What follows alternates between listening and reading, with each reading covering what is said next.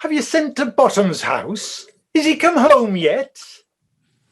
He cannot be heard of. Out of doubt he is transported. Oh, if he comes not, the play's mad. He goes not forward, doth it? It is not possible. You have not any man in all Athens able to discharge Pyramus, but he. No, he is simply the best wits of any handicraft man in Athens. Masters, the Duke has come from the temple, and there are 3 or 4 more lords and ladies there married. Had our sport been preferred, we'd have all been made men. Where be these lads? Where be these hearts? Bottom! Oh, courageous day! Oh, most happy hour! Masters, I am to discourse wonders, but ask me not what. For if I tell you, I'm no true Athenian. I'll tell you everything right as it fell out. Let us hear, sweet Bottom. Not a word of me. All that I'll tell you is the Duke hath dined. Get your apparel together, good strings to your beards, new ribbons to your pumps. Everyone meet at the palace and look all your part. For the short and the long is our players preferred. Oh. I do not doubt but to hear them say, it is a sweet comedy. No more words. Away. Go. Away. Joy, gentle friends, joy and fresh days of love accompany your hearts. Come now, what dances shall we have to wear away this long age of 3 hours between our after supper and bedtime? What revels are in hand? Is there no play to ease the anguish of a torturing hour? Say, what abridgment have we for this evening? What masque, what music? How shall we beguile the lazy time, if not with some delight? Here is a brief how many sports are right. Make choice of which your highness will see first. The battle of the centaurs, to be sung by an Athenian eunuch to the harp. The riot of the tipsy bacchanals, tearing the Thracian singer in their rage. A tedious brief scene of young Pyramus and his love Thisbe, very tragical mirth. Merry and tragical, tedious and brief. Why, this is hot ice and wondrous strange snow. How shall we find the concord of this discord? What are they that do play it? Hard-handed men that live in Athens here, who never laboured in their minds till now, extremely stretched and conned with cruel pain to do you service. I will hear that play. If we offend, it is with our goodwill, that you should think we come not to offend, but with goodwill, to show our simple skill. That is the true beginning of our end. Consider then we come but in despite.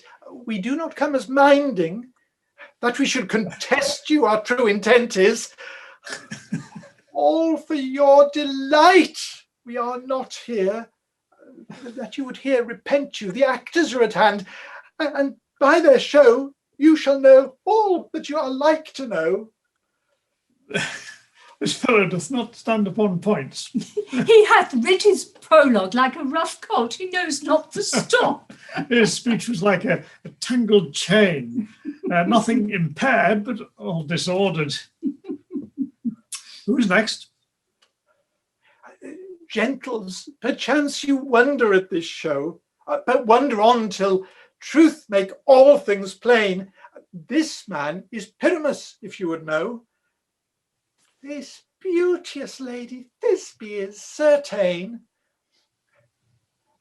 This one with lime and rough cast doth present wall, that vile wall which did these lovers sunder, and through wall's chink. Poor souls, they are content to whisper, at the which let no man wonder. This man with lanthorn, dog, and bush of thorn, presenteth moonshine. For if you will know, by moonshine did these lovers think no scorn to meet at Ninus' tomb. They're there to woo. This grisly beast, which Lion hight by name, the trusty Thisbe coming first at night, did scare away, or rather did affright. And as she fled, her mantle she did fall, which Lion vile with bloody mouth did stain. Anon comes Pyramus, sweet youth and tall, and finds his trusty Thisbe's mantle slain, whereat with bloody blameful blade, he bravely broached his boiling bloody breast. And Thisbe, tarrying in mulberry shade, his dagger drew and died.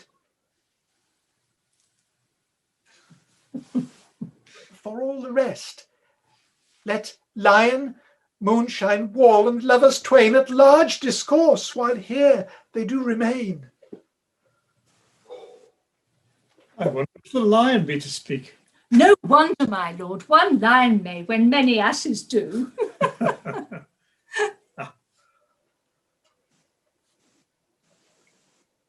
In this same interlude, it doth befall that I, one snout by name, present a wall, and such a wall as I would have you think, had in it a crannied hole or chink, through which the lovers, Pyramus and Thisbe, did whisper often very secretly, this loam, this rough cast, and this stone doth show that I am that same wall, the truth is so. And this the cranny is, both right and sinister, through which the fearful lovers are to whisper. Would you desire Lime and Hare to speak better? It is the wittiest partition I ever heard discourse, my lord. Oh, grim look night! Oh, night with hue so black! Oh, night whichever art when day is not! Oh, night! Oh, night! Alack, alack, alack! I fear my Thisbe's promise is forgot! And thou, O wall, O sweet, O lovely wall, that stands between her father's ground and mine, thou wall, O sweet, O lovely wall, show me thy chink to blink through with mine eye.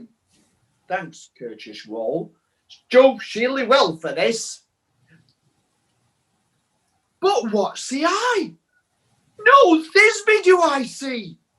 O wicked wall, through whom I see no bliss, cursed be thy stone for thus deceiving me. The wall, being sensible, methinks should curse again. Oh, no, sir, not in truth, sir. She should not. Deceiving me is Thisbe's cue.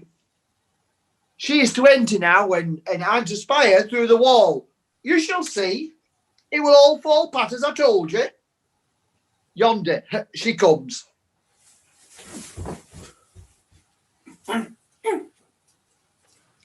Oh, full often hast thou heard my moans, for parting my dear Pyramus and me.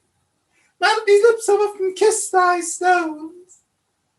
Thy stones are live and hair, it's up in me. Oh, I see a voice. Now will I to the chink to spy, and I can hear my Thisbe's face. Thisbe! My love thou art, my love I think. Think what thou wilt. I am thy lover's grace, and like Limander am I trusty still. And I like Helen till the fates me kill. Not Shafalus to Procrus was so true. As Shafalus to Procrus I to you. Kiss me through the hole in this vile wall. I kiss the wall's hole, not your lips at all. Wilt thou at Ninny's tomb meet me straightway? Ninus! Tide life, tide death, I come come without delay.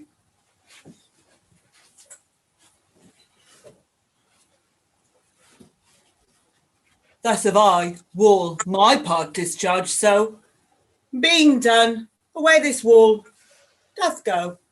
This is the silliest stuff I ever heard. The best in this kind are but shadows, and the worst are no worse if imagination amend them. Well, it must be your imagination then, and not theirs. If we imagine no worse of them than they of themselves, they may pass for excellent men. You ladies, you whose gentle hearts do fear the smallest monstrous mouse that creeps the floor, may yet perchance both quake and tremble here when lion rough with ragest wild doth roar. And no, that I won't snug the joiner am, no lion fell, no yet no lion's dam. What if I should as lion come in strife into this place? 'Twere pity on my life.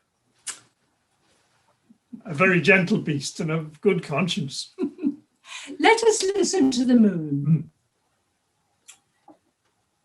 This lanthorn doth the horned moon present. Why, she should have worn the horns on her head.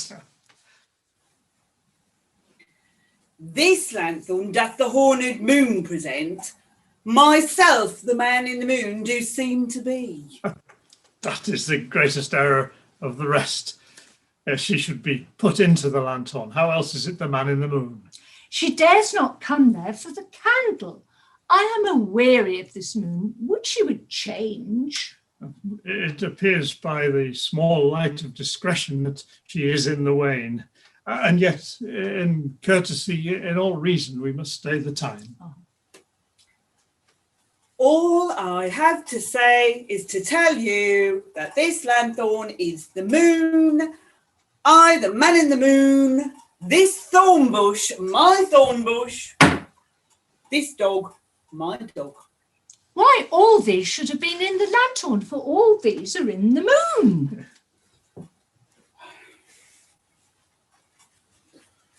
This is old Ninny's too. Where is my love? Oh, well roared, lion, Well run, Thisbe. and well shone, moon. Surely the moon shines with a good grace. And then the lion vanished. And here comes Pyramus. Sweet moon, I thank thee for thy sunny beams. Sunny beams? I thank thee, moon, for shining now so bright. For by thy gracious golden glittering gleams, I trust to take of truest Thisbe sight. But stay, oh spite! But mark, poor night, what dreadful dole is here? Eyes, do you see? How can it be? Oh, dainty duck, oh dear, thy mantle good, what, stained with blood? Approach, ye furies fell! Oh, fates, come, cut thread and run, quail, crush, conclude and quell. Oh, such passion, and the death of a dear friend, gone near to make a man look sad. Beshrew my heart, but I pity the man. Oh, wherefore, nature, didst thou lion's frame, since lion vile of here deflowered, my dear, which is, no, which was the fairest dame, that lived, that loved, that liked, that looked with cheer. Come tears compound, outsawed and wound. The pap of Pyramus, aye, that left pap where heart doth up. Thus die I, thus. Now am I dead. Now am I fled. My soul is in the sky. Tongue, lose thy light. Moon, take thy flight. Take thy flight. Now die. Die. Die. Die. Die. Oh, with the help of a surgeon, he might yet recover and prove an ass. How chance Moonshine went before Thisbe came back to find her lover? She will find him by starlight. Here she comes, and her passion ends the play. Methinks she should not use a long one for such a Pyramus. I hope she will be brief. Asleep, my love. What dead, my dove? Oh, Pyrrhus, arise, speak.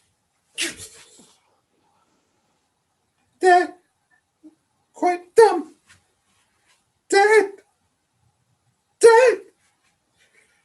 A tomb must cover thy sweet eyes. These lily lips, this cherry nose, these yellow cowslip cheeks are gone, are gone. Others make moan, his eyes were green as Leaks. leeks. What?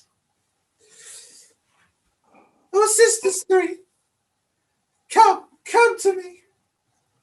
With hands as pale as milk, lay them in gall. For you have shore with shears as thread of silk. Tongue not a word. Come, trusty sword.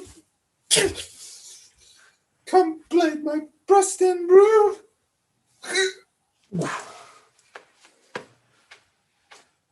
Farewell, dear friends. Thus this be ends. Adieu, adieu, adieu.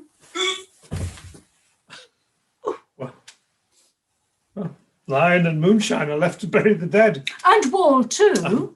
No, I assure you, the wall is down that parted their fathers. Oh. Will it please you to see an epilogue? Or to hear a burgomass dance? No epilogue, I pray you, for your play needs no excuse. Never excuse, for when all the players are dead, there needs none to be blamed. And it is truly a fine tragedy, and very notably discharged. The iron tongue of midnight hath told 12. Lovers, to bed. 'Tis almost fairy time, and I fear we shall outsleep the coming morn, much as we this night have overwatched. This palpable gross play has well beguiled the heavy gate of night. Sweet friends, to bed.